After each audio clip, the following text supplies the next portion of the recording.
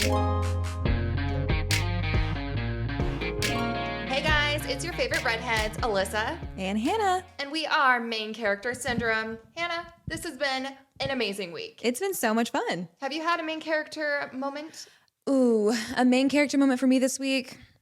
I don't know. I mean, the level of delusion that I tend to operate at means that everything is a main character moment, but there hasn't really been one specifically that stuck out to me. I did have an embarrassing moment where I was running and I happened to see somebody who had a Stark Industries t-shirt on. And that is going to be my wallpaper as well. Of course. So I proceeded to scream at them because my headphones were at full volume and I was like halfway through my run. I was like, I love your shirt. And I didn't realize I was screaming until I looked over and saw both of them like jump back, terrified. And then later I ended up passing them again and I was like, hey, I'm sorry I yelled at you. I had my headphones in and they're like, we figured. But I felt terrified and also very embarrassed. So they're like shrinking back like, who are you? Because, I ran right by them, like 1 foot away from them, and to yell straight in their face, I'm sure they were like, geez, like, come on. So not main character, but a moment. It was a moment. Yeah. What about you? I had a few. So I recently drove a semi-truck. Oh, treacherous. So I had to do a segment with one of the local colleges, and one of the things we were doing was, truck driving training. And so I had never driven a stick shift before. I can say that I have not either. In my life. And guess what a semi-truck has? Oh. A stick shift. I wouldn't have guessed that. I'm not going to lie. I would have driven it off whatever nearest embankment was kind of in the situation. So better you than me. Yeah, but there were no cliffs moment. near the vicinity. It was just a barren little kind of field. Do you think that's something that maybe you'll pursue as a profession? No. Okay. Well, ruled it out. So it's a lot of respect for truck drivers. I don't know how you do it. Very successful, and it's ruled out. So good to know. It's always good to have your options narrowed down. For me, I think it's probably still out there, but for the safety of others on the road, I'm going to go ahead and say probably not. Yeah.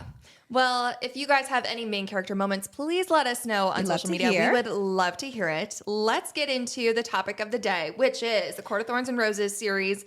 And we are talking about the second book, A Court of Mist and Fury. Which is so near and dear to my heart. I don't even know where to begin. There are so many things that we have to dive into with this book in particular. And I was chomping at the bit last time whenever we were recording because I liked A Court of Thorns and Roses.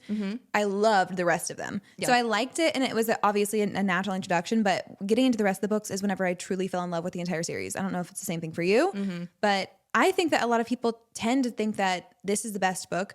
I personally think that they just get better as time goes on. I think that Mist and Fury is great. I think that Wings and Ruin is better, and then I think Silver Flames is the best, and I know that I'm not in the majority with that, but that's my opinion. But you're a Nesta girly. So I'm a Nesta girly, which is, I will go into that. That'll be like an hour and a half long episode. But what do you think about this book in particular, off the top? Oh my gosh, this one's near and dear to my heart. It is my favorite. We always thought, as we talked about in our last episode, we thought Feyre and Tamlin were endgame. As did everyone. As did everybody. Little did we know that it was enemies to lovers. Twice. And enemies to lovers. Yeah, enemy to lover to enemy. Enemy to lover to lover. Yes. Yeah. Crazy. Works. Crazy. Yeah. In the mass verse, that is, all things are fair and love, war, and wings. And that is just beautiful. So when we start off with Mist and Fury, Feyre is reacclimating to the Spring Court. She's trying to recover from her trauma. She's still waking up with nightmares. She's seeing, flashbacks and every glimpse of red that she finds around I almost said compound because I've been so entrenched in just Avengers lore. Around the Spring Court, she's like the whole grounds, everything she sees, the red flowers, everything. She just like feels like she's drowning, and that's actually what she uses to describe it. But she's kind of being manipulated by everyone around her. They're trying to fit her into this role of just the lady of the Spring Court, and that's not really boding for what she wants to do. No, that's not who she is. I mean, it could have been who she was before she went under the mountain, but that girl changed. Yeah, and she admits that she died, like literally, but figuratively, part of her died under the mountain. She's not been the same since, and you just feel this desperation. I think it's written so beautifully because you see her almost like claustrophobic in her own life, and you can see her getting so like suffocated because she's trying to express this and like begging to be let out and begging to be taken on these rides and to have just someone hear her and see her, and everyone is just like, no, here's what we do. Here's the dinner party. Here's what we're planning. Here's the wedding. And she's just like slowly shrinking and fading away. And then physically she's withering away. And I don't know. I think the second read for me was when that hit even more powerfully, because the first time you don't really know where it's going and you're like, well, it's just a hump. Like, they're going to work through it. It's going to be fine. Yeah. But then reading through it, knowing how everything does play out and looking back, you're like, she's just being completely neglected. It's so sad. And I understand Tamlin's point of view to a point. You know, her trauma was killing those Faye in the third trial, but his trauma was literally watching her die. Yeah. So he's got this thing of, I have to protect her at all costs. So I must keep her in my sight. She must have guards. She must be protected.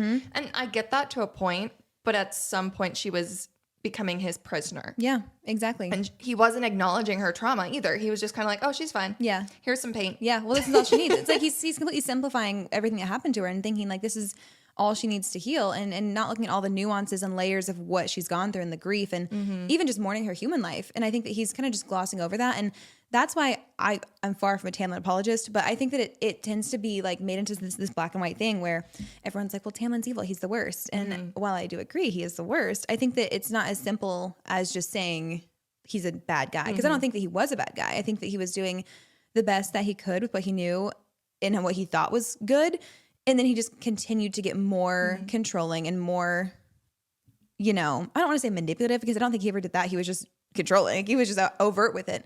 And trapping her in the house, of course, was the final straw. He thought he was doing good. Yes. He thought he was doing the right thing. Yeah, I think it was well-intentioned. It was just really poorly executed. Very much so. I think he just turned out to be, really bad at relationships. So, and he goes from being a overprotective, toxic boyfriend to then you eventually hate him, and we'll get to that in a little bit. Yes, because he does turn out to be the worst. So I can only defend him for so long, and I really don't want to defend him because, like I said, I agree with all the Tamlin haters. I just think that it's like everything in the series, it's nuanced. There's so many details to it that it's hard to just say like, yeah, he sucks, but he like progressively gets to different levels of sucking, which is, that's just how the cookie crumbles, I guess.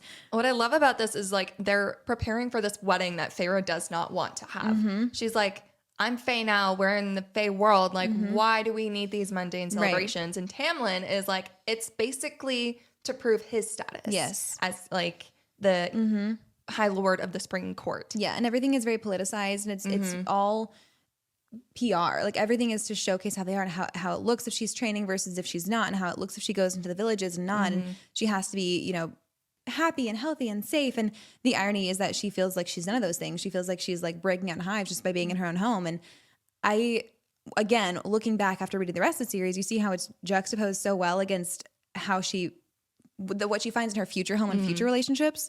So it's difficult the first time you read it to really understand what's happening to her. And you don't really understand how much she doesn't want to get married because I don't think that she understands that she doesn't want to get married. She just is kind of thinking like, oh, I don't like the dresses. Like, I'm not crazy about the flowers. I don't know if I can do this every day for the rest of my life. Like, but she's still wrestling with it and it hasn't hit her that she just doesn't want to get married. And then this is my favorite part is she asks Tamlin, what will I be? Will I be the High Lady of the Spring Court? And like, Tamlin straight up goes, there's no High Lady. There's no High Lady.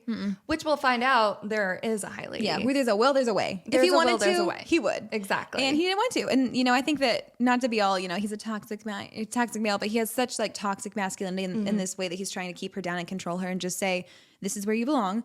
By my side, you're going to have my babies and plan my parties, and that's it. You're going to be the housewife, and you're going to stay there. Yeah, and I think that at the beginning, that was ideal for her, like someone who wants to take care of her and provide for her family and just allow her to have this life of ease that she never really got to have growing up.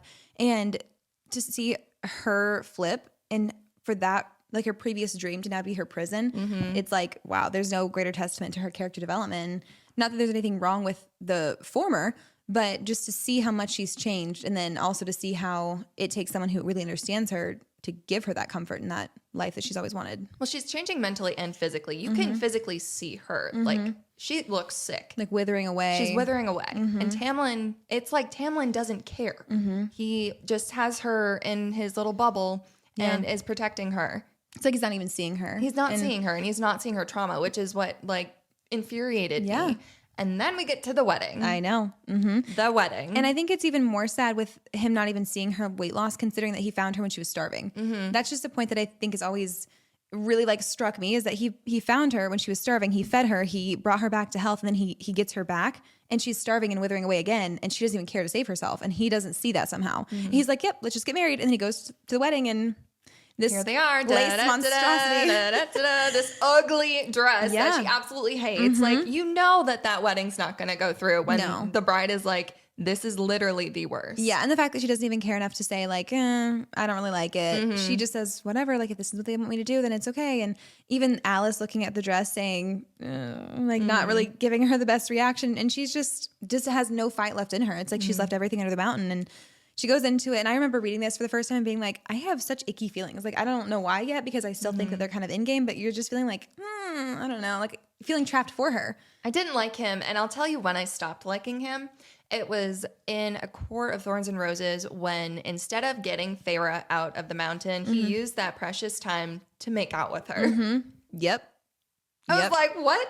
And I didn't even think about the gravity of that until later, whenever Rhysand is saying that. He's like, he never even tried to get you out. He just brought you into a closet and tried to hook up with you. Literally. Then I was like, you know what? I am mad. Yeah. You're right. Because beforehand I was like, oh, they're just so passionate. Like, and which is probably how Feyre felt. Like, I'm sure that she wasn't thinking like, why didn't he try and get me out?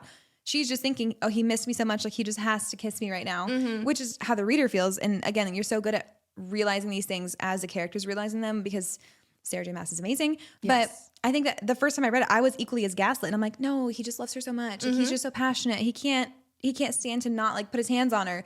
And then later I'm like, that was toxic. It was so toxic. That was bad. So toxic. And so many things that he did raise red flags later on that I looked back and reread like, A Court of Thorns and Roses, and I was like, oh. Yep. Oh, okay. Yep. This boy has a temper in the first place. Like, he has destroyed furniture before. And that's whenever we start to see like, okay, so he maybe doesn't have the best execution or the best emotional regulation. No. That's 2 strikes against our boy. It's not really that great. No. And he also has had, decades and decades and decades to learn to deal with his temper, and he has not done it. Yep. So, I mean, I have a higher expectations for human men who have had maybe 1 or 2 decades to learn to deal with it. So for him, no excuse. No excuse. No excuse. But then we get to the wedding, and she's having this panic attack because she sees red rose petals. Yep. She has this affinity with red to blood and the blood that she shed with those fae. And so she's having a full-blown panic attack. After she specifically said, don't include red. After she said no red. She That's all she cares about. asked for no red in the wedding. She didn't care about anything else. She just didn't want the color red. Anyway, what did she get? What did she get? She got red. Yep. And so in her head, she's screaming, help me, help me, help me. Anybody, get me out of here.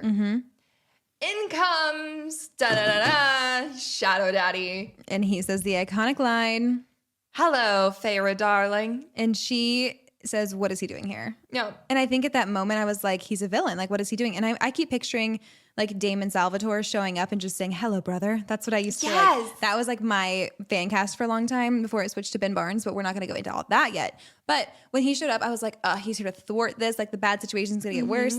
And when he shows up and you can see Tamlin, he's like, he's mad. His claws are coming out, but he's not doing anything to protect her. It's once again, he's just like, whatever. Like, he's exactly. So he lets Feyre go with Rhysand because and he says, of the bargain. I'll give you whatever you want. But then he still says, I already have everything I want. Like, whatever. Like, take her, but that's okay. Make sure you don't hurt her. Yeah. It's like, why don't you make sure? You're supposed to be your husband. Seriously. You make sure he doesn't hurt her.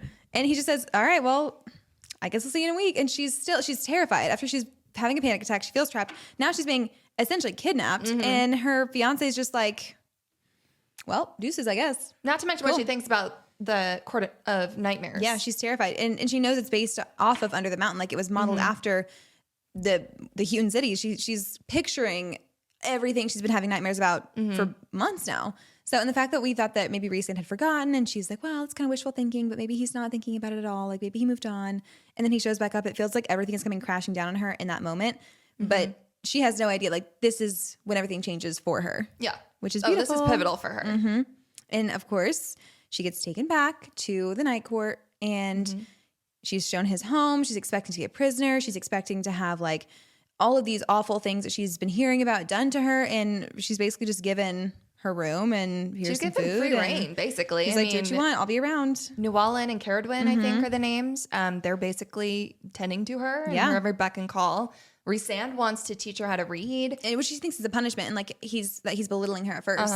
But you know, it turns out that was a great thing, but he's just empowering her to learn and do these things. And he also gives her the space. He's not trying to like beg her to have breakfast with him, beg her to do anything, even beg her to be polite. He's just like, well, it's here if you want it. And you can see him get frustrated at times, but like a man probably should. He has a better lid on his temper, and he just walks away even whenever she was thrown at him. Yep. And a literal shoe. We meet one of my favorite people, Morgan. We do. Morgan is probably one of my favorite characters because she's such a spitfire and she's so sarcastic. But she's so kind too. The fact that she has been through so much and she's still a kind, genuine, like girly individual. She's still like soft and strong all at once, which is amazing considering her past, which you don't really find out about until later. But she comes in, and one thing that I didn't realize is when Feyre's overhearing their conversation, she's telling him about an attack that happens on a few of the temples. And you find out more about that later in Silver Flames. So it wasn't until I went back and reread that I was like, oh my gosh, I know exactly what just happened. But it's just funny how the information is like so interwoven and everything ties back. And it's so sad because Mor really wants to be Feyre's friend. And you can see that. Mor really wants that connection, but Feyre is just kind of like, she's dead inside. She's a literal human shell or a Fey shell. Yeah, it's true. And I think that because they've all been through so much, they can kind of appreciate that. And looking back and seeing that this is only 3 months after Morgan got her best friend back after 50 years, then you just see everything through a whole different lens. Like whenever I first read the series, then I was like, okay, they've been friends forever. Like they haven't had this gap, and you don't really understand how long that is. I don't even understand how long 50 years is. I have not lived that personally, but the fact that she has just gotten her friend back and they've all gotten like this pivotal part of their little family back, and then she has to go through and like now she's trying to meet a new friend and try and welcome Feyre in, while at the same time probably still processing the fact that she just got Rhysand back. So there's a lot to unpack there. There was a lot to unpack, with the rest of the inner circle, which we'll get to. But first, Rhysand wants her to learn how to read, learn how to mind shield her mind, and basically train her magic. Yeah. Which we learn is kind of part of his It's self-serving, agenda. right? It's self-serving, but also for it her helps too. Yeah, and I think it goes against everything that she's expecting from him because she expects to be a prisoner. She expects him to belittle her and try and attack her mind and use his powers for evil. And the fact that he's literally training her to protect herself from him and others like him, she's like, wait a second, hold the phone. And then it's kind of contrasted because she goes back to the spring court and Tamlin's like, what do they tell you? What are they doing? You shouldn't be training. You shouldn't be doing this. And I think that this is when she's starting to like, maybe something's going on, but she still just doesn't care enough. Like that's the undercurrent of this entire book is that she just doesn't care enough to fight and question it. So she's like, whatever. Yeah. They both want a piece of me. They want different things. Like I'm just puppets in both their games. So why should I fight at all? Which is very sad, but you can just see where she's at. You can see she's defeated, 100%. Yeah. But then Rhysand just wants a reaction from her. And so if he gets anger, he's getting something. Yeah, some kind of a spark. Like even if it's like the faintest little thing, like just smoke, whatever he's getting, he's like something from her. So like it's a little bit of life. And then Tamlin just kind of needs her to breathe and be there, like just a warm body pretty much, which is very sad. Well, then what Feyre needs and Rhys understands is that she just needs to be left alone. She needs to eat. She needs to just kind of feel her feelings. Yeah. And in the beginning, he was like, why do you throw your guts up every night? Like, if you're fine, why are you doing this? He sees everything that Tamlin did not see. Yep. And at the beginning of the book, it talks about how Tamlin either didn't notice or didn't acknowledge it because he would always just go back to sleep or he just wouldn't pay attention. And that's just the most sad, isolating thing I can even imagine. So, maybe I'm going to eat my words being like, well, he was actually that bad. But I just justify it because they're both traumatized. They're both coping in their own way. And their ways just are not compatible with each other. And he's not seeing her. He's seeing her only in the way that she fits into his healing. He's not seeing her as an individual who has her own issues that also need to be processed in her own way. Yeah. So everything is done in the context of like, I need to heal. She just is there. So she comes back from the night court. He leaves her alone the whole time. And so she gets to go back to the spring court. Yep, as promised. So she comes back and she's being drilled. She wants to go back to her room. She wants to like recover. What does Tamlin do? Immediately, he's like, we're going to have a briefing. We're going to pick your brain. Immediately, he's not like, oh my gosh, I'm so happy you're home. Yep. He said, sit down. What did you see? He what turns the lamp on right in her face. Like, literally. Yep. So they have the police interrogation. Wouldn't be surprised if there's like a double-sided mirror, like whatever else. They're looking straight at her. They're like, give us everything you know. She's saying like, can I please sleep? Can I please? Nothing. No. And whenever they go through all this, she's basically just telling him like, I can't continue. And we're glossing through it, but this is a long book, okay? Yes, it's a very long book. Eventually, she's telling him like, I can't keep doing this. Like I'm drowning. I feel like no one sees me. You just need to marry somebody else who can keep up with everything you want. Like marry somebody different. And this is whenever shit hits the fan. Literally. He has this explosion of anger. He's so furious. she doesn't even know what she's doing, but she shields herself. She uses a power that she hasn't quite named yet, but she puts up a shield of this wind, and she's completely untouched. The entire study, the office is destroyed. And this is when she kind of looks at him and I think sees him for the first time. And this is sobering for Tamlin because he's like, what did I just do? Yeah, like an abusive boyfriend just hit his girlfriend. And then starting to think like, oh, I'm so sorry. Like, I will never do that again. And she says, okay. She protected herself. If she had not done that, she would have been harmed. Yep. And that's very terrifying. It is terrifying. And we don't know this yet, but Rhysand feels this through their bond, and he understands like she is feeling pure terror, which is a step, I guess, up from what she had felt, which is nothing. But terror is not ideal. No, think about like what he was feeling. Think about being in like a boardroom meeting, and then all of a sudden being like, "Whoa!" Like feeling this wave of terror. That's what he felt when Feyre was going through that. After months of not really feeling anything but her nightmares and being woken up, and then in the middle of the day, he just feels this thing. Yep. So moving forward, she kind of just continues to fill her role. She goes through the tithe, which is where all of the citizens of the Spring Court have to come in and pay their dues to Tamlin, and she's hating it. You feel this like sense of bureaucratic obligation where she's just like, yes, whatever, thank you, next. Like, smile, look pretty, move on. And it's just paying your taxes to the Spring Court, basically. And then we meet the Water Wraith, who doesn't have enough fish to give. But Tamlin is like, don't care. Just kind of a... Yep. He's a tyrant. And he's just saying, I can't make an exception. Anyways. I don't care if you're starving. And then Feyre is like, I have jewelry. Here, pay your debt. And she chases her down after she walks out. She makes this grand gesture, which is completely unheard of in the Spring Court. And the Water Wraith says that she and her sisters will never forget. We move forward. And Feyre, again, in a couple days, is begging, like, please take me with you. I want to go. I want to go on this ride. I cannot be trapped in the house. And Lucien says, I'm sorry. And we don't really know what for. And then she tries to leave and finds out that she has been completely expelled inside the house. No one can let her out. She can't leave. Everyone else can come and go, but she can't. And this is like the culmination of all of her worst nightmares. She's been struggling with all of her trauma from being trapped under the mountain. And now she's trapped in this house that's been slowly suffocating her, like closing in on her. And this is where she just completely goes berserk. Yeah, this is where she absolutely unravels and goes into herself literally with her powers and starts creating this shadow around herself. She's just destroying everything around him. She melts her wedding ring, which I think is a symbol of bye-bye Tamlin. Yep. And her body's like protecting her. It's like getting this, like almost whenever you have a fever and it breaks and like you sweat out all the bad stuff, she's like, it's getting all these toxic things out of her life and her system, which is very sad. And then here comes Mor as her savior, which kind of threw me off because I was like, ooh, Rhysand's going to come in and save the day. No, it was Mor. Yep. And you don't really know at the beginning how big of a role she's going to fill. But whenever she comes in and takes Feyre out, because there's all these, lines they can't cross. So she comes in, picks Feyre up, takes her out, takes her across the border. And then they went back to what they find out later is, did they go straight to Velaris? No, they went back to the Night Court. Right. Yes, thank you. Yeah. So he takes her back to his territory and she wakes up. And again, she's like terrified. She's like, what the heck happened? What's going on? And this is whenever he gives her his biggest peace offering, his biggest secret. Yep. Where are we going? To Velaris, the city of starlight, which is on my shirt. If you are watching the YouTube right now, I have a Velaris sweatshirt, and I love it so much. It's absolutely beautiful. I'm not wearing mine, unfortunately. I exhausted it last time we recorded, but it's okay. I am wear in mine spirit. This time. Yes. So she finds out that he has this incredible secret, and this is like the first glimpse of his real personality that we see.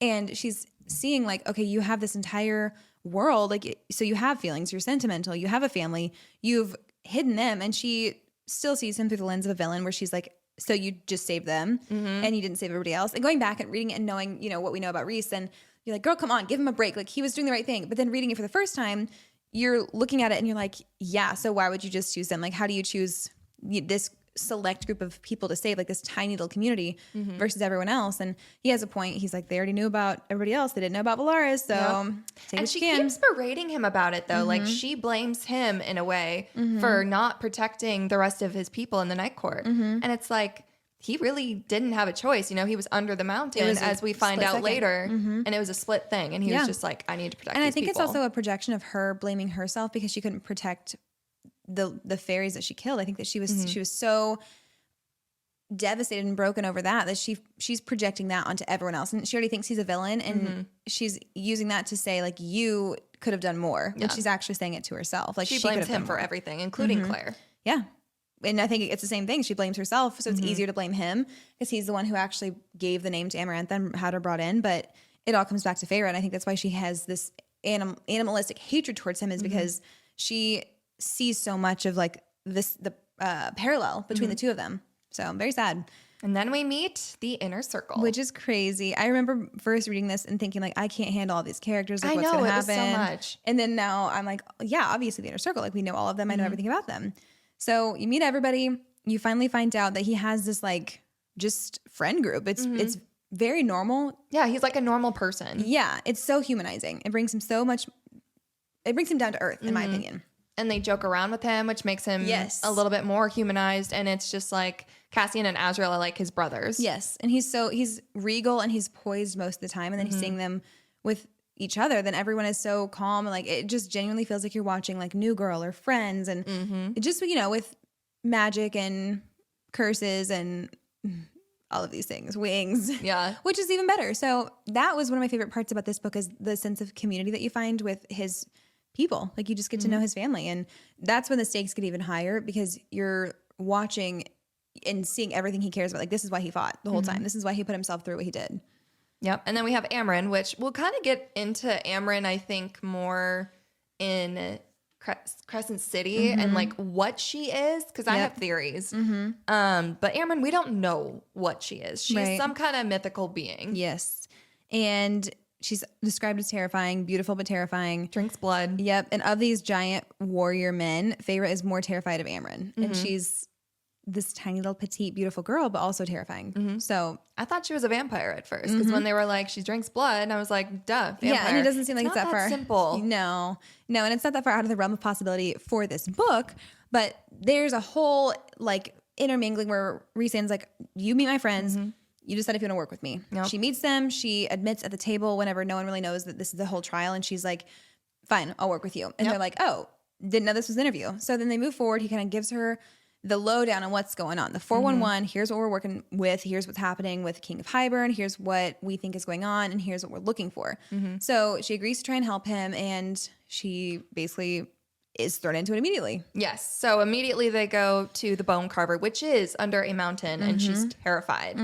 So Amren gives her a medallion or some kind of amulet, and it actually doesn't do anything. Right. But it's just for her sound of mind, I guess. Yeah. Because she goes the first time and she's like, makes the 3 steps and she says, take me back. And then he takes her back. She spends all day in bed. She's terrified. She's embarrassed. And then he doesn't judge her, doesn't speak a word of it. He just says, okay, we'll try again when you're ready.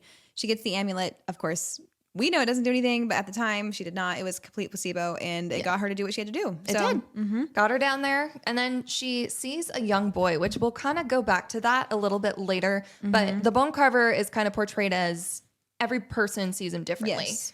And so Feyre sees a young child, a young boy.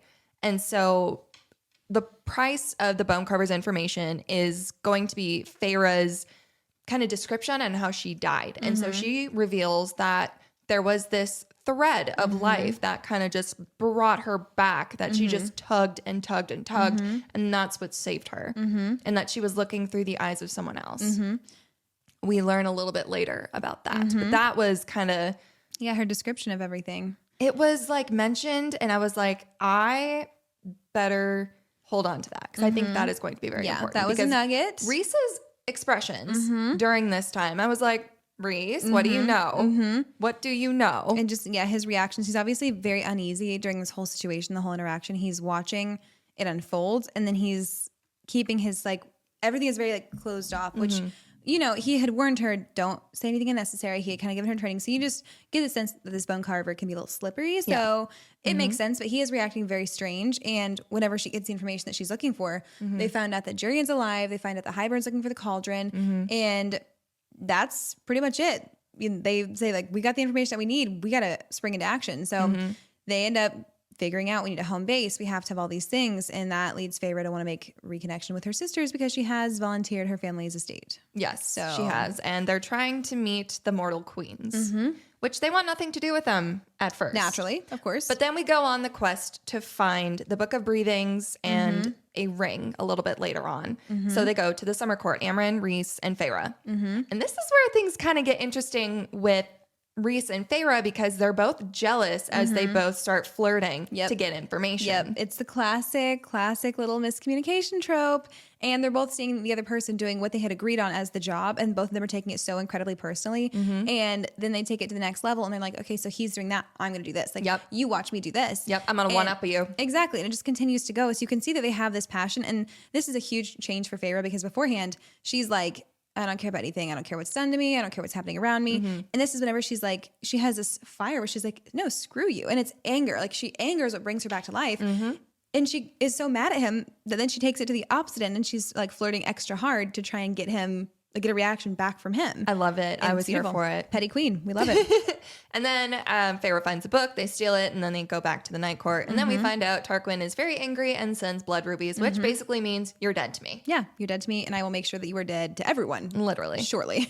So that is not a great sign, but they say, we've got bigger fish to fry. We're going to have to stick a pin in that one and move forward. They need the book. So, I mean, could they have asked Tarquin for it? Yes, he seemed nice enough, but I don't think they could risk that. Yeah, and that would not make for a very interesting story. No. But if we're sticking in the world, and I think that they're still worried about revealing their true nature to everyone, and they can't just go ahead and say like, hey, we're the good guys. Can you do us a solid? So they're like, we got to keep up this elaborate ruse that we've constructed. And unfortunately, that was just kind of a casualty of what they had to do. But they said, you'll thank me later, homeboy. Don't worry about it. They still think they're the Court of Nightmares, so they're going to keep that. So then we have the Mortal Queens, and they finally have a meeting where the Mortal Queens don't trust Rhysand for this specific reason because you torture your people, you're evil, blah, blah, blah. So Rhys has to think of how he can show them he's trustworthy. So he finally decides, I'm going to show them Velaris, which I instantly knew was going to backfire, and we'll find out why. And then we learn of Miriam and Draken, which are on this island of peace and love and whatever. And Miriam was Jurian's lover, and we think that Jurian is miffed by Miriam and all of these things. And we'll find out a little bit later what kind of happened. But this is all where, like, everything, all the lore is unfolding in Feyre's like, oh my gosh, there's so much more. And I think she has like a sense of understanding of just how long these people have been around. Yeah. We get into more of the politics in this one. And then Azriel needs to get an orb at the Court of Nightmares. So then we head there and we finally get to see, you know, what it's all about. Yes, it's kind of terrifying, but this is one of my favorite scenes because Feyre gets to play the bad girl, like Rhys's kind of plaything, and Rhys gets to be the High Lord. He gets to be evil. Right. And I'm here for it. I think so. And then I think it's the first time that we really see what he's had to do, because we know and he's explained it. And you have like glimpses of it, but then to see him actually like slip into character, and then to see Feyre like rise to the occasion too, because beforehand she was that shell of a person, and now to see her being able to like embrace her beauty and like use it as a weapon and her sexuality, and then showcase like middle fingers to everybody. Here's what we're gonna do. Like, this has to be done.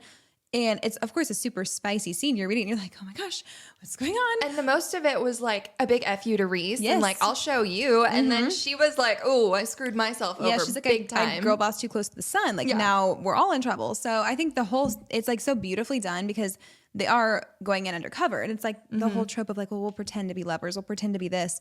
And then, of course, it shoots everybody in the foot, because they're like, oh, well, what if I wasn't kidding? So it's just so fun to see everything play out like under the impression of like, okay, well, I think this is what's going to happen, versus having read it and being like, I know this is what's happening. And like, this is when they're like so up against this wall of their own desires and attraction to each other, they have to address it. So they do. Well, and then we have the Illyrian war camp, or when was Starfall? Girl, that's a great question. I think that was in between. But we have Starfall, and Starfall is one of my favorite scenes. And it's like a sweet contrast. It's a sweet contrast because it's also, again, in Velaris, and it's like these little star organism things that just shoot through the sky, and then the splat on Rhys's face causes a splat on, or Feyre's face first, causes Feyre to laugh, and Rhys is like, you're exquisite. And then a splat on Rhys's face makes Feyre laugh. And they have this like pure innocent moment of just laughing at each other in this like silly celebration. She didn't even really want to go in the first place, and the fact that they're having this like amazing candid moment, and it's the first time he's seen her laugh and smile, which, going back to the summer court, he actually got angry at her because not angry at her, but he was hurt and angry at the situation because she gave her first smile to Tarquin and not him. And he said, I've never seen you smile like that. Yeah. And he gave it to him. And you can just see how personally affected he is. Then to have this moment where they're letting loose and they're laughing, it's just beautiful. And the whole time, we don't know what's happening later on in the book, why that was so affecting to him. Yeah. But then after Starfall and everything, we get into the Illyrian war camp where Feyre's training, and Feyre learns that Tamlin, his family, actually killed Rhys's family, not the other way around. Well, I guess the other way around. Rhys was retaliating, though. Yep, and that was conveniently left out. It was conveniently left out. Lying by omission. Like a normal abusive man, just saying. Or manipulative, I should say. Yep. Then Lucian finds Feyre and asks her to come back to the Spring Court. Politely. She says no. She says, thanks, but no thanks, muchacho. She shapeshifts. For the very first time. Girly has wings. And we said, oh, okay, that's new. That's awesome. And I think this was terrifying to Lucian, for sure. But he comes and he's like trying to appeal to what he thinks is her real self, her human side. And, you know, not speaking as her literal human side, but her humanity. And to say like, come on, this isn't you, come back. And she says, no, I'm safe. Like, I'm happy here. And he should have taken the hint by her not looking like she was emaciated and starving and depressed as like, oh, maybe there's something to this whole thing that they were doing that wasn't working for us.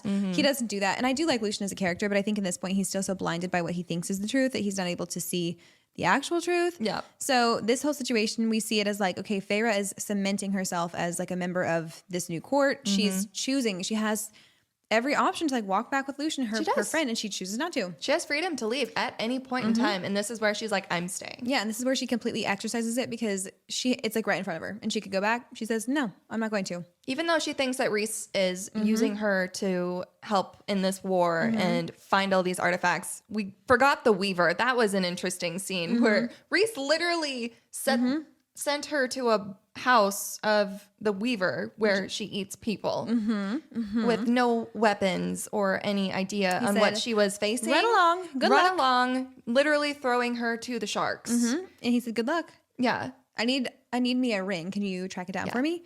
And it had a purpose, I guess, you know, to figure out if she had the ability to sense things that had been imbued with the same magic that she had through being brought back to life. It was successful, but we kind of just gloss over that where he's just like, hey, good luck. But it's such a stark contrast to when she was at the Spring Court when Tamlin's like, no, you can't go for a ride on the horse. That is not allowed. Yeah, Tamlin not could acceptable. never. And then Rhysand says, you can go fight for your life if you want to. I'll be there in that tree, but you go on whatever you need to do. So, by the way, this ring I didn't really need. I need to actually find this book, but now I know you can find it. Yep, this is awesome. This is very helpful for me. So thank you for risking your life. Of Literally, course, she's super mad, but she gets over it obviously, and chooses to stay with him. So this brings us right back to her shapeshifting. She says, "Psych, I have wings. What do you know about that?" And we say, "Oh my gosh." Oh my goodness. And then she and Rhys kind of just decide to take a day, go to an inn with one bed. Now we all know what the one bed trope means. We've read books before. We understand what is happening here. And did any of us stop and say, I'm tired of this? No. We said, proceed. Let me keep flipping through these pages. Yep. And I think it's a good scene because it's tastefully done in the way that it's very human. Like it's not just a scene where it's so, you know, romance movie, they're swept up and like, oh, there's only one bed. I guess this is what has to happen. It's like Feyre is literally telling him like, I want a distraction. I want something to help me with this. It's not sweet. It's actually kind of heartbreaking if you think about it from his perspective because he's been pining for her. He has all these feelings. He's been so patient and they finally have seen progression in their relationship. And she's just like, I could use you back. Yeah. So it's very sad, but it's real. That's where she's at. That's what she needs. And she receives. And he is a man of the people. So he says, okay, fine, I will. Yeah. Which is very, you know, noble of him. I think it's very great. Yes. So the next day they're kind of grappling with this like, oh, like what is going on? What does this mean for us? And of course they don't talk about it. Why would they? Why would you talk about it? That would only expedite the process. No. And they like to drag it out and make it super agonizing and painful. So they're moving on and they don't really even have time to bask in the awkwardness because once again, things go awry. Yes. Rhys gets shot in the wings with ash arrows and they get shot down. Yep. Neutralizes his magic as we know. So he is not able to heal himself. He is suffering.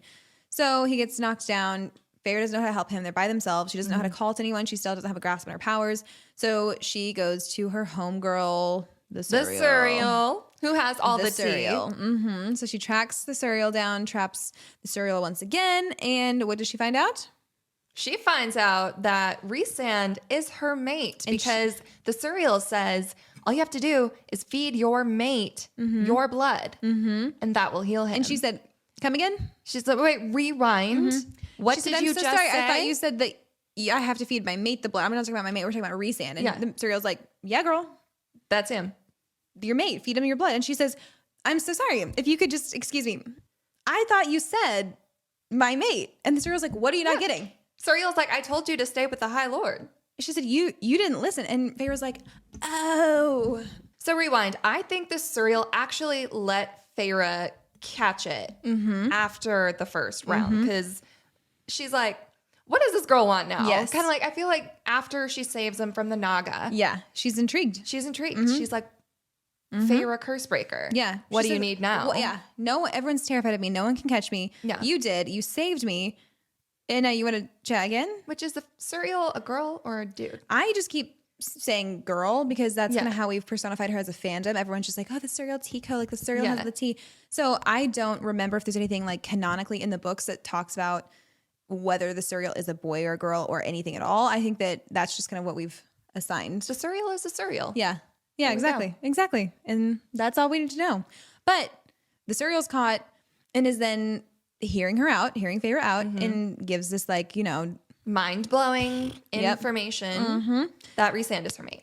So she also gives her the key to heal him. So she goes back to the cave, furious. And she's so mean. Yeah, she's furious. There's a TikTok that I wish I had that we can just cut in, but it's something like she's like so angry at him. She's ripping the arrows out. She's healing him, and he's like, "Whoa, like what's going on?" And she's not hearing it. She's not having any of it. She's like, "You lied to me. You were honest." And how long have you known I was your mate? Yes.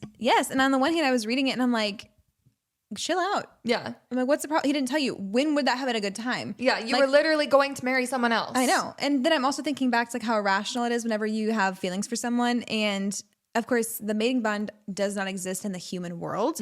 But even whenever you're like young and you have these like puppy love, infatuation feelings for someone, you get so irrational and you're like, you just act completely out of character and completely out of common sense. So it makes sense for Feyre in this moment, who's probably been dealing with these feelings, repressing them. They also have just shared the first intimate moment. She hasn't really grappled with that for very long.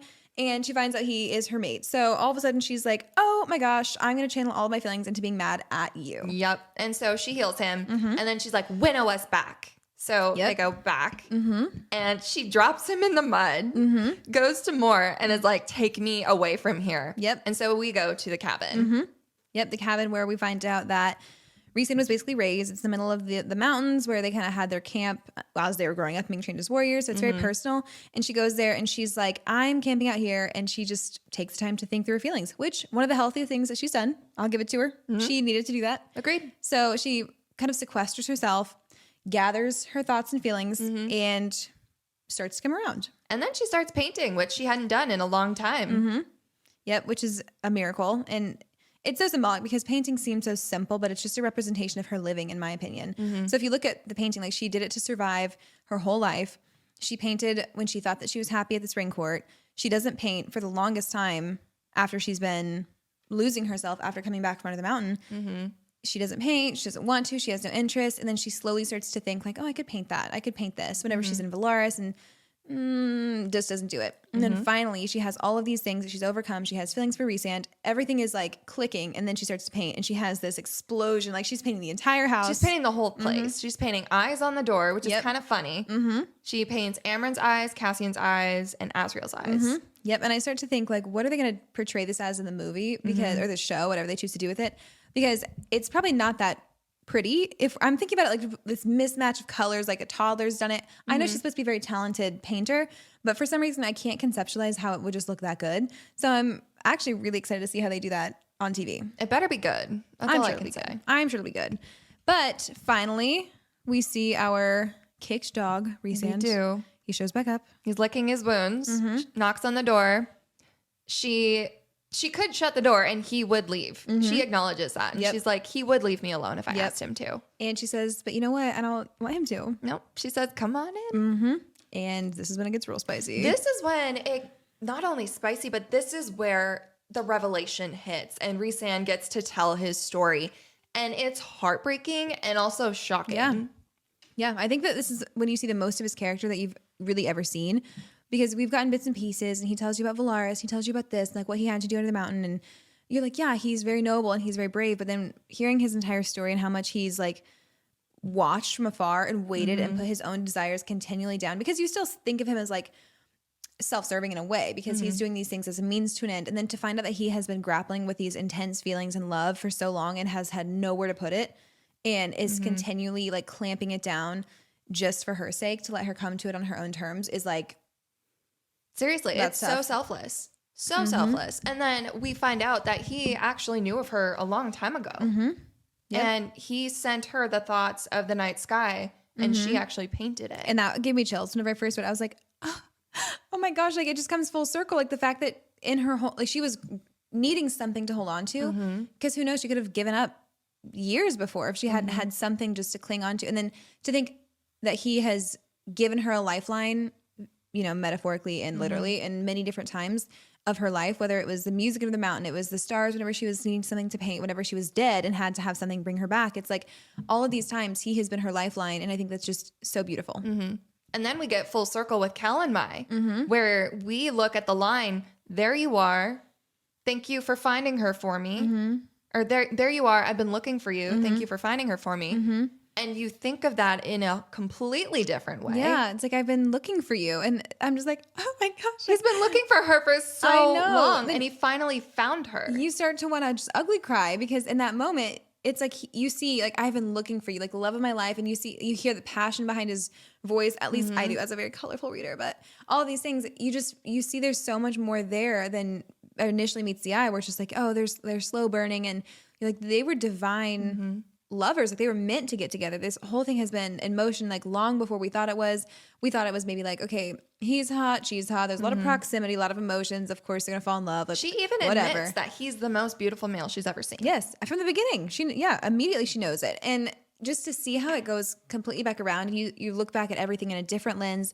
You're like, oh my gosh, like they are meant to be, and it's been right in front of me the whole time. Yep. Right in front of our freaking noses the whole time. How did we not see it? Because we're just mere readers. Because Sarah J. Maas is a genius. She's a genius. That's why. Yep. But then we get the soup, because she's like, while you tell your story, I'm going to make you soup. And he's like, that is custom for a mate to give their mate food, and that means they accept the bond. Well, he tells the whole story. He's crying. She's going to cry. She says, she puts the soup down in front of him and says, then eat. You love me, then eat. Oh my God. It was so sweet. It just feels so raw and vulnerable and human. And I know that's ironic because they're technically fae, but it's so beautiful because there's never a moment. It's not just these big, like, sweeping romantic gestures. It's not big and, like, manly and intense and all. It's like he literally is crying. And because he loves her so much. Yeah, and it's vulnerable, and they're broken, and she's not falling all over him. She still is grappling with her own emotions. It's like messy and imperfect, and that's what makes it so beautiful and addicting. That's why everyone loves them as a couple so much, because he has loved her through all of these bad things. She's coming back to herself. She's angry at him, and then she's not. And then she's not like, oh, I love you so much too. She says, then eat. Yes. And I picture her as saying it in maybe like a soft way, but more so just like, then eat. Like she's not fully accepted it yet. She's right there. And like, I think she knows she loves him, but she's just not ready to let all the emotions come through yet. And that's why this whole like chapter up to come is so important, because she's finally giving in. She's finally giving into her urges, and also just her nature too, because he is her mate, and that is a destined bond. Yeah. Which is probably why she's been so crabby for the past couple weeks. Probably. She's like, she's just got her britches in a twist. She's like, let's get this going. But it's just like Rhysand, the whole time, like it makes you look at Under the Mountain differently, and how he had to watch Feyre go through all of these things and the trials and fall in love with someone else and be tortured and not be able to do anything about it and die. And the fact that he watched her die, you look at that moment completely differently, because Tamlin watched the woman he loved die. Rhysand watched the woman he loved die. girl's got it going on. Girl's got it going on. Yeah. How can I get What does she that? have? Yeah. What does she have that I don't? Exactly. Yeah. With the willingness to give her life for people around her. That's what she has that I don't. And then we have the sexy painting scene. Once again, can't wait to see how it plays out on TV. That's going to be fantastic. That is going to be interesting how they make that. But nothing that we say can really justify just how amazing the scene is. So you're going to have to just go back and reread it. Take a hiatus, pause this, go reread it, and come on tune back. Tune back into us. Then we get the phone, well, not phone call, but then we get the call that the mortal queens have requested a meeting. Then we found out that they refused to give them the other half of the Book of Breathings. But then one queen disagrees and gives it to them secretly. So then, because in order to kind of get the queen's trust, Rhys does show the queen's Velaris. Which is a gamble. Which is a gamble and a pivotal moment in that case. Which ultimately does not pay off. No, it leads to an attack on Velaris as soon as they get back. And everyone's attacking. And then we see Feyre with her badass water wolves. And we're like, oh my gosh. And I had spoiled this for myself beforehand, which is very sad because I was looking at fan art on Pinterest and I saw her like this most amazing piece of art with the water wolves all around her. So I knew something was coming. When this happened, I was like, oh, it's happening. It's happening. So I was freaking out, but it was amazing to see her like, she's loved this thing and now it's coming out. Like she's defending her. And this is whenever I feel like she snapped into that role because nothing was hers. Like for the longest time, the spring court wasn't hers. Her home wasn't hers. She had nothing that was hers. Even like her new Fae body didn't feel like hers. And then this is whenever I feel like she really comes into her own. She's been doing this work in defense of these people and Rhysand loves them. She finally has admitted that she loves him and their mates. And she's gotten to know the community. Like Velaris is her home. It's her home and she belongs there. And I think whenever it's threatened, then all of a sudden she's like, this is unacceptable. And that's whenever she finally goes from reluctant, like begrudging helper, which she's kind of been transitioning this entire time to being like, no, now I'm invested. Like now I want to know what's going on. I'm protecting Velaris now with she's all like, I have. Yeah. It's about to go down. And it does. And then they're like, that's the last straw. We're going to Hybern. We have the book. Let's go defeat him. Yep. Then we get to the betrayal. This was wild. This is wild. I never saw this coming. No, me either. Tammy Tam has joined with Hybern. Yeah. And Jurian. I mean, we all have an ex that sides with the Warring King and, you know, throws our sisters to the wolves and kidnaps them. We've all been there. Or in this case, the cauldron. Yep. And very unfortunate. But alas, we continue. So they show up to Hybern because they're like, we're going to get that cauldron. I don't care. We're just going to go get the cauldron. What if we just called Taylor up? Yep. What if we just went and got it? Yep. So they went to go retrieve the cauldron and I don't really know. I think they were just kind of blind with rage at this point. They're not really thinking it too clearly, but they just go on in. They're like, let's walk on. There's no plan. No plan. They said, what if we just went and took it? Yeah. Turns out you can't. They should have known by the fact that they could get in through the wards. It was too easy. It was too easy. It seems too good to be true, you guys. Obviously, they haven't heard the age-old adage, but it was unfortunately the case. So they get captured. Feyre's getting overwhelmed by the magic of the cauldron. She's trying to read. It's just not working. They get captured. They get brought into another throne room. They get brought before the King of Hybern. And who is brought into the room? Tammy Tam. And her sisters. That part had my jaw on the ground. I was like, no. I thought they were going to kill her off. I thought they were going to kill him. I thought it was going to be like this devastating moment where she's lost everyone in her life and now she's about to lose her sisters. And again, I had kind of spoiled this part a little bit for myself with the fan art because I saw something of Nesta being in the cauldron and I thought that was how she died. Like I thought that's how they were going to kill the sisters. So I still was pleasantly surprised to find out that they did not pass away by the hands of the cauldron and its magic waters. Yes. But it's this whole moment where Cassian is like critically injured. He's bleeding out. He's still trying to crawl, which I skipped a part. Cassian's injured. Everyone's holding him back. They don't know what to go. They're pleading. They're figuring out like, what can we do? Nothing is going to save the sisters. Azrael's got ash arrows. It's not looking good. Cassian is critically injured. He's about to kick it. Yeah. He's not doing so great. But all he wants to do is protect Nesta. Yep. And they throw Elaine in and she's like sad and just almost like this little pathetic doll, like just breakable and pitiful. And she's in her nightgown and she just is like exposed and it's so sad.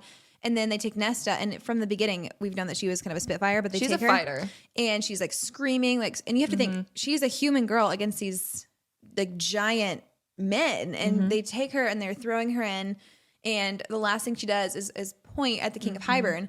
And that is like something that's been immortalized by all this art online. I think it's like such a beautiful moment. It's incredible to see just her resolve and how intent she is on saying like, I am going to get you. Yeah, I'm going to get you. The last thing I do. This is me condemning you. Mm-hmm. And we're not going to spoil anything, but she marks him. Mm-hmm. And then she comes back out and you see Cassian, who's on death's door. Like he's probably across death's door at this point. He's crawling to her. He's trying to get to her. He's trying to protect her. He's like fighting to the point that it's probably hurting him even more because he should not be resisting and thrashing about after being mauled. So he's killing himself trying to save her. Exactly. Beautiful. And then if he wanted to, he would. If he wanted to, he would. And he wanted to, but he couldn't. He couldn't, yes. But then we find out after the sisters are made fae that Elaine is Lucian's mate. And Lucian is just like in the most inopportune time. He's like, you're my mate. Oh, I love you. Gosh. It's like, oh my God, she hates you so much right now. Yeah. And he just sold her out and changed her entire life and everything else, which this is the one thing I would never question Sarah J. Maas. I think she's incredible. This is the one plot point that I don't think I really am a huge fan of or understand. And maybe it's because we haven't just seen it fully fleshed out yet. But in my opinion, this seems like it was just a thrown in thing. Like it seemed like the timing of it. And I know it will probably make sense in the future. And I'll be like, oh, look how silly I was. But it seems like in this moment, you're so focused. You're just grappling with the fact that Feyre and Rhysand are mates. And you have this hunch about Nesta and Cassian because they've had all this chemistry throughout the book. Angry chemistry, but chemistry nonetheless. And he's fighting for her. He's trying to get to her. And then you see Lucian being like, oh yeah, she's my mate too. And for me, it almost seems like maybe he's just joking. Maybe he sees that like, oh, I picked the wrong side. And then he's trying to switch sides and be like, oh, I feel it. Oh, she's my mate. Yeah. Crazy. I guess I'll go with you guys. That's that was the most to me. Out of the blue thing for me. So I was like, maybe he's just pulling a fast one. And he's just like, I want to be on their side actually. So I'm just going to go ahead and oops. So I, after reading the next few books, like you understand he's in it. He genuinely believes that she's his mate and which is wild. Beside the point, but I just am not really on board with that one. I'm not on board with that one. But I ship her with Azriel. I don't really ship her with anybody. I think it's just because there's not really enough. I don't know who I ship Azriel with though, because there's so many people that want him to get with Bryce, the protagonist from Crescent City. Oh, yeah. And like, she's got a mate. She's no. She's got Mr. Hunt. Yeah, she's spoken for, guys. Yeah. And then Azriel, I don't know. Well, I think Gwen is my girl, but we can't really get into that until we get a couple books down the line. But I like Elaine. I just think there's nothing to really root for. It seems like she exists mainly as a plot point for other people to further their stories. She doesn't have a character yet. Yes. She doesn't really have any purpose in the book other than being Feyre's sister. Yeah, she's been like the damsel in distress whenever she gets kidnapped. And she does slit the king's, spoiler. She gets in there, but I think that there's just not much about her where you're like, I want to root for her. I want more from her. And I get not everyone can be a star, but I think even in the relationship dynamic between Feyre and Nesta and Elaine, then Elaine is almost like this neutral ground where you can see Feyre's protective of her and Nesta's protective of her. And it's like, well, whose side is Elaine on? So she has use, but maybe not. She can't really quite stand on her own for me yet. So it'd be interesting to see if the third book, or not the third book, I guess the sixth book is going to be an Elaine story since we got Nesta's. I want more from Nesta. I'm not going to lie. Even though her arc is arguably like, it's gotten to a great point. So I don't know. I would read 10 books from her, but anyways. Yes. So we finished up the book. We finished up the book with Feyre. Basically, Tamlin is begging Hybern to break the bond with Feyre and Rhysand. And what he thinks is the bond is the bargain. That Rhysand has basically brainwashed Feyre, controlling her feelings and blah, blah, blah. Right. So Feyre, in order to save everybody, because Cassian is literally on death's door, basically fakes that her mate bond is broken because Hybern breaks a bond, just not the mate bond because they don't know about it. They don't know that they're mates. Yep. So she's still in love with Rhys. She still has the mate bond, but she goes back to the Spring Court. Little do we know, or we finally found out, little do they know that Feyre is actually High Lady of the Night Court. And married to Rhysand. So we start off in the Spring Court about to have a wedding. We finish up back in the Spring Court post-wedding. Completely different circumstances. Completely Who would different. have thought that was a wild ride? It was wild from start to finish. And I feel like that was one of the biggest like mic drop moments whenever you find out they snuck away. They just, and I think it makes it more powerful because you think they're just being impulsive, like walking into the situation. They're like, we're just going to go get the cauldron. They knew what they were walking into. Yep. And we didn't know at the time that they were aware of the stakes and what could possibly happen. But going into it, they solidified everything. And they said, you know what? Let's just go ahead and make this official. Let's go ahead and get it down, get on paper, get the priest in here. But just the fact that they had the forethought to go ahead and do that, and that was their priority in the face of such imminent danger and just these critically high stakes, and war is coming. They said marriage is important, and I think that that's just the most beautiful thing. And Rhysand says, "You're gonna have equal power to me. Like we're gonna rule this thing together." Again, calling back to the beginning when Tamlin's like, "Oh, there's no such thing as high ladies." Yeah, sorry, girl. But there actually is, and she is Feyre Archeron, High Lady of the Night Court. So it's like a wild. I hate to even say it's a setup book because it's not, because so much happens. But to recap, in this book, Feyre finds her powers and learns to control them, finds herself, learns about the cauldron and its existence. Her sisters become high fae. She finds out she has a mate. The bond snaps into place. She begins to fight against the King of Hybern. She comes face to face with him. Like, oh my gosh. After the book, I had to kind of take a pause and be like, oh, what did I just read? And I thought the next book was going to be like, I was like, oh, they can't possibly go anywhere from here. Like, this was the best one. Come on. And I ended up loving it. It got really good. But I thought this whole book was going to be kind of like a Horcrux-like search for the ring and the book. And it had some elements, which was nice. Yeah. I think that's what the series does so well, is that they pull from other, not intentionally, I'm not saying that, but I think that there are elements from other things that we've loved so much. And that's what makes it feel simultaneously new and exciting, but also very nostalgic. Yeah. So and they can take inspiration. Yes. Oh my gosh, yeah. And I think that making the comparison from the Horcrux search to this, beautiful. Beautiful. And then we get to the third book, which is A Court of Wings and Ruin, which is next. But before we let you guys go, we will leave you with these parting words to the readers who listen. And the dreams that are answered. We'll see you next time. Bye.